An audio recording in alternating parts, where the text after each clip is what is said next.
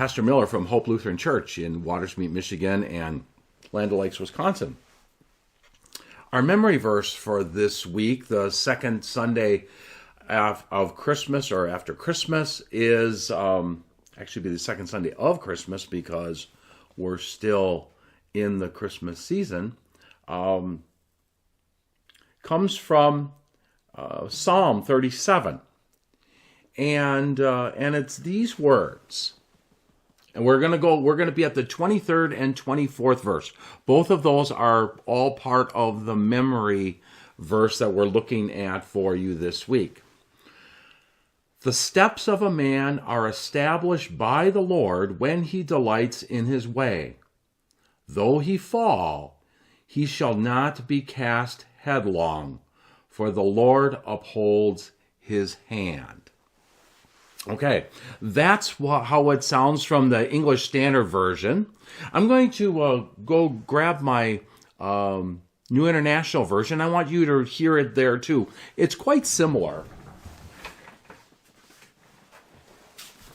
And but it's phrased just a little different there. I could have had this ready, I suppose, but I didn't. So 23 and 24. So here's how it sounds in the New International Version.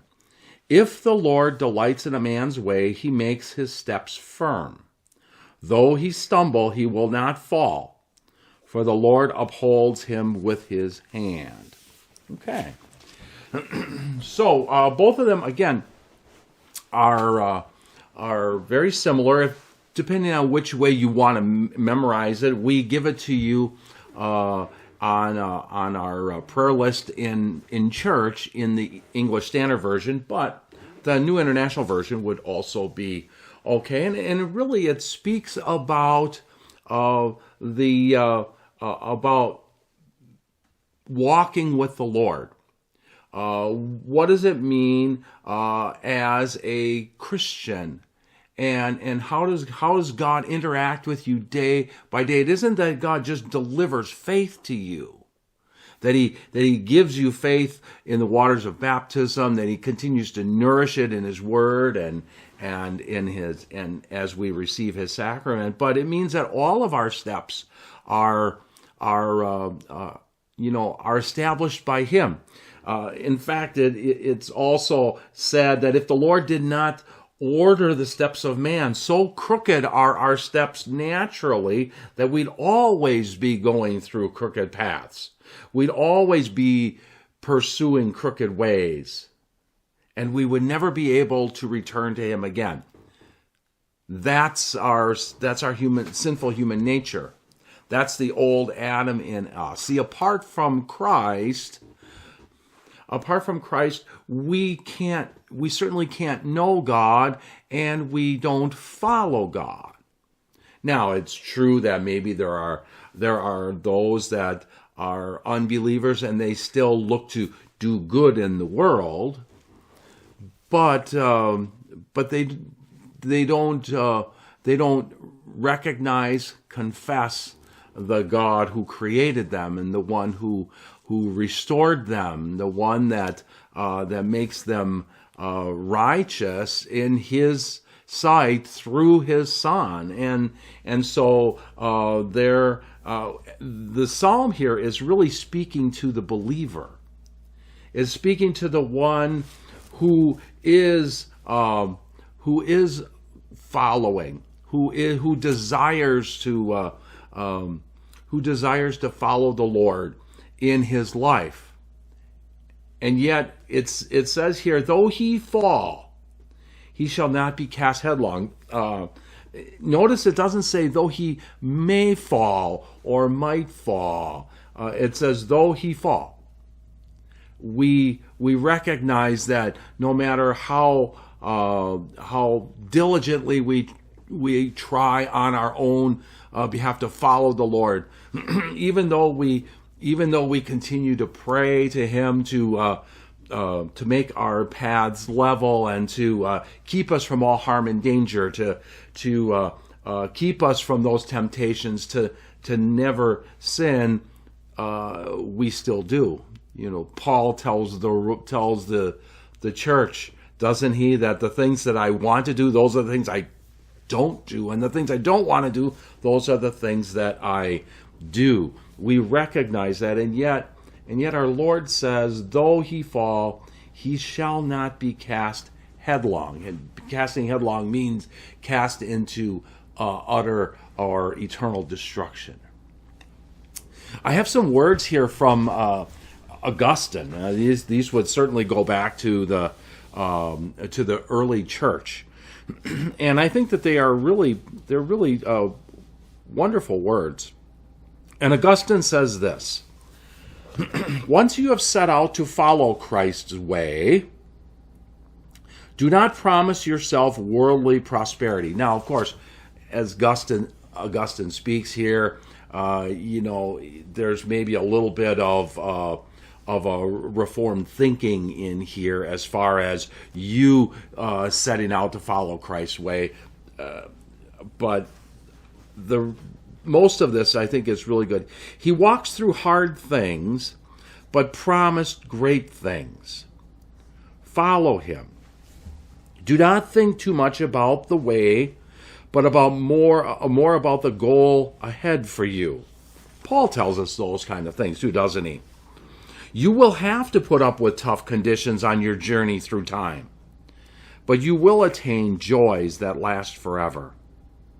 But God has willed not only that our toil shall be temporary, but also that it be brief.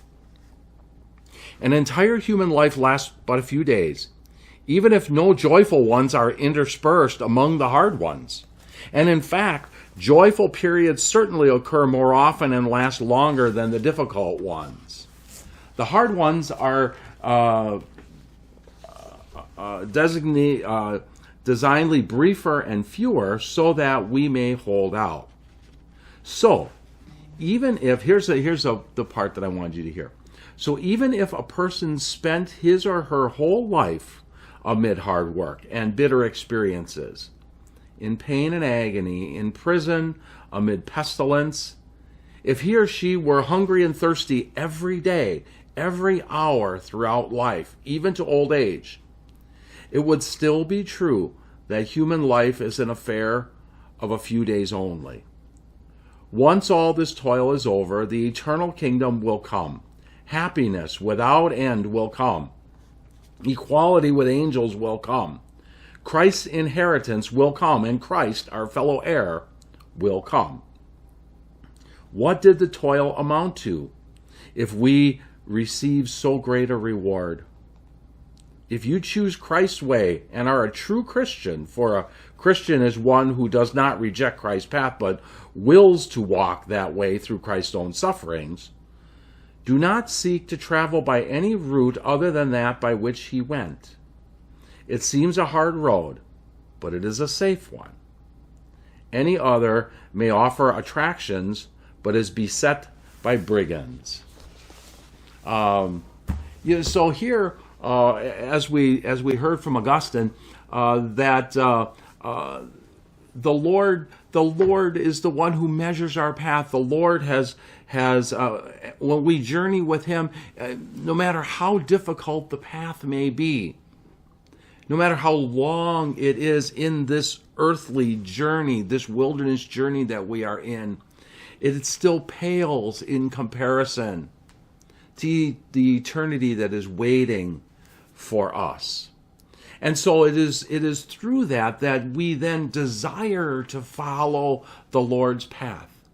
And what our text is telling us is that even though we do fall, even though we fail, he will not cast us away. That our steps are established by him, that journey is leading toward the finish, that finish line where all the rewards are, where the mansion is prepared for you,